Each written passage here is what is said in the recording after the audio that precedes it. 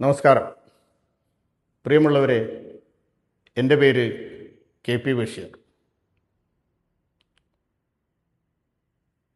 കോഴിക്കോട് നഗരത്തോട് ചേർന്ന് നിൽക്കുന്ന ചാലപ്പുറം പ്രദേശത്തിൻ്റെ ചരിത്രവും പൈതൃകവും നിങ്ങളുമായി പങ്കുവെക്കുക എന്ന് ഞാൻ ആഗ്രഹിക്കുന്നു.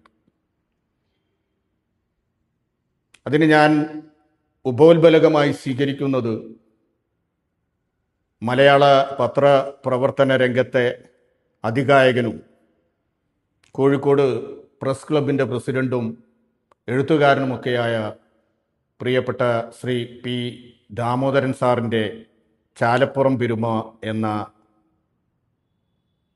ലേഖനത്തിലെ ചില പരാമർശങ്ങളാണ് ഞാൻ നിങ്ങളുമായി പങ്കുവെക്കാൻ ആഗ്രഹിക്കുന്നത്. ഈ ചാലപ്പുറത്തിൻ്റെ ചരിത്രം എന്ന് പറയുന്നത് സാമൂതിരി രാജവംശത്തിൻ്റെ ഉത്ഭവവുമായി ബന്ധപ്പെട്ടിട്ടുള്ളതാണ്. ഇന്ത്യയുടെ സ്വാതന്ത്ര്യ സമരവുമായി ബന്ധപ്പെട്ടിട്ടുള്ളതാണ്. ഇന്ത്യൻ സ്വാതന്ത്ര്യ സമര പോരാട്ടങ്ങൾക്ക് നേതൃത്വം നൽകിയ ഇന്ത്യൻ നാഷണൽ കോൺഗ്രസിൻ്റെ കേരളത്തിലെ ആസ്ഥാന മന്ദിരം ചാലപ്പുറത്താണ് എന്ന് പറയപ്പെടുന്നു. നിരവധി പ്രക്ഷോഭങ്ങൾക്ക് നേതൃത്വം നൽകപ്പെട്ട ഈ പ്രദേശത്ത് പണ്ഡിറ്റ് ജവഹർലാൽ നെഹ്റുവും ഇന്ത്യയുടെ രാഷ്ട്രപിതാവായ ഗാന്ധിജിയും നവോത്ഥാന നായകനായ പ്രിയപ്പെട്ട ശ്രീനാരായണ ഗുരുദേവനുമൊക്കെ വന്നിട്ടുണ്ട് എന്ന് പറയപ്പെടുന്നു. ആ ചരിത്രത്തിലേക്ക് ഞാൻ ഘട്ടം ഘട്ടമായി നിങ്ങളെ കൊണ്ടുപോകാം. ഇതിലൂടെ വാഹനങ്ങളൊക്കെ കടന്നു പോകുന്നുണ്ട്.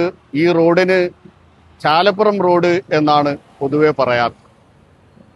പക്ഷേ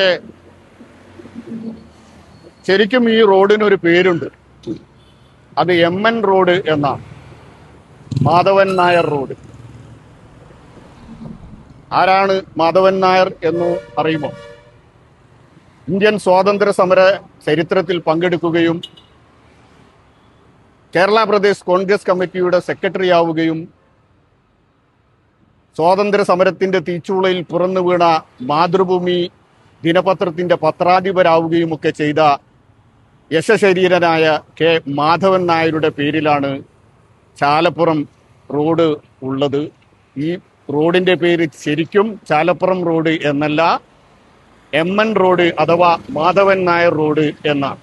അദ്ദേഹം ജീവിച്ചിരുന്നത് ഈ അടുത്ത് തന്നെ കാണുന്ന ഭജനമഠത്തിന് സമീപത്തുള്ള ഒരു വീട്ടിലായിരുന്നു എന്നതാണ് ചരിത്രം പറയുന്നത്. പ്രിയമുള്ളവരെ, മലയാള പത്രമാധ്യമ രംഗത്തെ കുലപതി എന്നറിയപ്പെടുന്ന സ്വദേശാഭിമാനി രാമകൃഷ്ണപിള്ളയും അദ്ദേഹത്തിൻ്റെ കുടുംബവും താമസിച്ചിരുന്നത് ഈ ചാലപ്പുറത്തിൻ്റെ മണ്ണിലായി. ദേവിവിലാസം എന്ന വീട്ടിലായിരുന്നു അവർ താമസിച്ചിരുന്നത്. പക്ഷെ ഒരു 10-14 വർഷങ്ങൾക്ക് മുമ്പ് ആ വീട് പൊളിച്ചു മാറ്റപ്പെടുകയുണ്ടായി.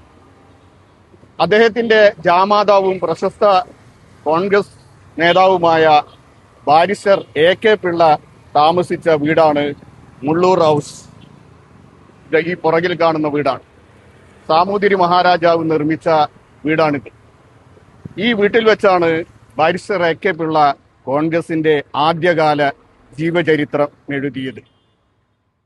ജാതിമത ഭേദമന്യേ എല്ലാവർക്കും സമഗ്രമായ വിദ്യാഭ്യാസം ലഭ്യമാക്കുക എന്ന ഉദ്ദേശത്തോടു കൂടി കോഴിക്കോട്ടെയും പരിസരങ്ങളിലെയും പൊതുപ്രവർത്തകനായിരുന്ന ശ്രീ R.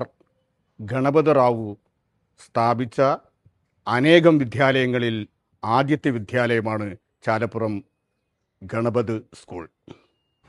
പ്രിയമുള്ളവരെ, എനിക്ക് പുറകിൽ കാണുന്നതാണ് അച്യുതൻ ഗേൾസ് സ്കൂൾ. ഈ സ്കൂൾ സ്ഥാപിതമായതിൻ്റെ പിന്നിൽ ഒരു ചരിത്രമുണ്ട്. അതായത് വർഷങ്ങൾക്ക് മുമ്പ് ജാതിയുടെയും തൊട്ടുകൂടായ്മയുടെയും തീണ്ടിക്കൂടായ്മയുടെയും ഉച്ചനീചത്വങ്ങൾ അതീവ ഗൗരവകരമായ ഒരവസ്ഥയിൽ നിലനിന്നിരുന്ന ഒരു കാലത്ത് താഴ്ന്ന സമുദായത്തിലെ പെൺകുട്ടികൾക്ക് പഠിക്കുന്നതിന് വേണ്ടി നെടുങ്ങാടി ബാങ്കിൻ്റെ സ്ഥാപകനായിരുന്ന മലയാളത്തിലെ ആദ്യത്തെ നോവൽ കുന്തലത എഴുതിയ ശ്രീ അപ്പു നെടുങ്ങാടിയാണ് ഈ സ്കൂൾ സ്ഥാപിച്ചിട്ടുള്ളത്. ഈ സ്കൂളിൻ്റെ പേര് നേറ്റീവ് സ്കൂൾ എന്നായിരുന്നു ആദ്യം. നേറ്റീവ് എന്ന് പറഞ്ഞാൽ സ്വദേശം, സ്വദേശി എന്നൊക്കെ അർത്ഥമുണ്ട്. പിന്നീട് വർഷങ്ങൾക്ക് ശേഷം അത് കോഴിക്കോട് മുനിസിപ്പാലിറ്റി ഏറ്റെടുക്കുകയും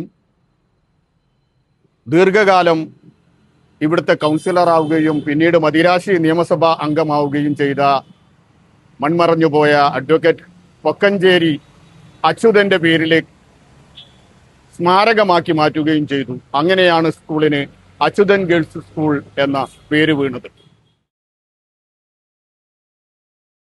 ഇതാണ് ചാലപ്പുറത്തെ ശ്രീനാരായണ ഭജനമഠം. 1902 ശ്രീ നാരകശ്ശേരി സ്വാമിയുടെ നാമധേയത്തിൽ നിർമ്മിച്ചതാണ് ഈ ഭജനമഠം. ഒരു ജാതി, ഒരു മതം, ഒരു ദൈവം, മനുഷ്യൻ നന്നായാൽ മതി, മതം ഏതായാലും മനുഷ്യൻ നന്നായാൽ മതി എന്നൊക്കെ ഉദ്ഘോഷിച്ച കേരളത്തിലെ നവോത്ഥാന നായകരിൽ പ്രമുഖനായ ശ്രീനാരായണ ഗുരുദേവന്റെ പാദസ്പർശനം കൊണ്ട് ഉളകമണിഞ്ഞ മണ്ണാണ് ഈ മണ്ണ്.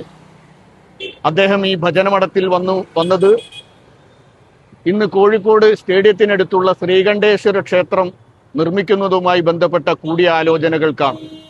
അന്ന് അദ്ദേഹം ആ കൂടിയാലോചനകളിൽ പങ്കെടുക്കുകയും ഭജനമിരിക്കുകയും ചെയ്തു എന്ന് ചരിത്രം പറയും. ശ്രീനാരായണ ഗുരുദേവൻ മാത്രമല്ല, യുഗപ്രഭാവരായ ഗാന്ധിജിയും പണ്ഡിറ്റ് ജവഹർലാൽ നെഹ്റുവും ഒക്കെ ഈ ചാലപ്പുറത്തിന്റെ മണ്ണിനെ പുളകിതരാക്കിയിട്ടുണ്ട്.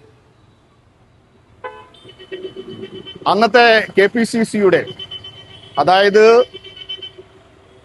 മലയാള പ്രദേശ് കോൺഗ്രസ് കമ്മിറ്റിയുടെ ആസ്ഥാന മന്ദിരം ചാലപ്പുറത്തായിരുന്നു.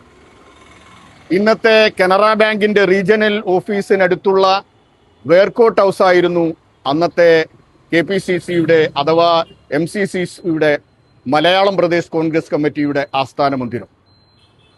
സ്വാതന്ത്ര്യ സമരവുമായി ബന്ധപ്പെട്ടുള്ള ഒരുപാട് സമര ആഹ്വാനങ്ങൾക്ക് വേദിയായിട്ടുള്ളത് ഈ വേർക്കോട്ട് ഹൗസാണ്, അന്നത്തെ KPCCയുടെ ആസ്ഥാനം. അവിടെയാണ് ഗാന്ധിജിയും പണ്ഡിറ്റ്ജിയും ഒക്കെ വന്നിട്ടുള്ളത്. കീഴരിയൂർ ബോംബാക്രമണവും അതുപോലെ തന്നെ ഉപ്പ് സത്യാഗ്രഹത്തിന്റെ വിജയവും ഒക്കെ ചർച്ച ചെയ്യുകയും നടപ്പിൽ വരുത്തുകയും ചെയ്തിട്ടുള്ളത് ഈ വേർക്കോട്ട് ഹൗസിൽ വെച്ചാണ്. അതായത് KPCCയുടെ ആസ്ഥാന മന്ദിരം കോഴിക്കോട്ടായിരുന്നു എന്നുള്ളതാണ് ചരിത്രം. അതുകൊണ്ട് തന്നെ കോഴിക്കോടിനെ കേരളത്തിൻ്റെ രാഷ്ട്രീയ തലസ്ഥാനം എന്നൊരു പേര് കൂടിയുണ്ട്. ഞാൻ ഇത്ര നേരം പറഞ്ഞത് കോഴിക്കോട്ടെ ചാലപ്പുറത്തിൻ്റെ ഗതകാല സ്മരണകളും സ്മൃതികളുമാണ്.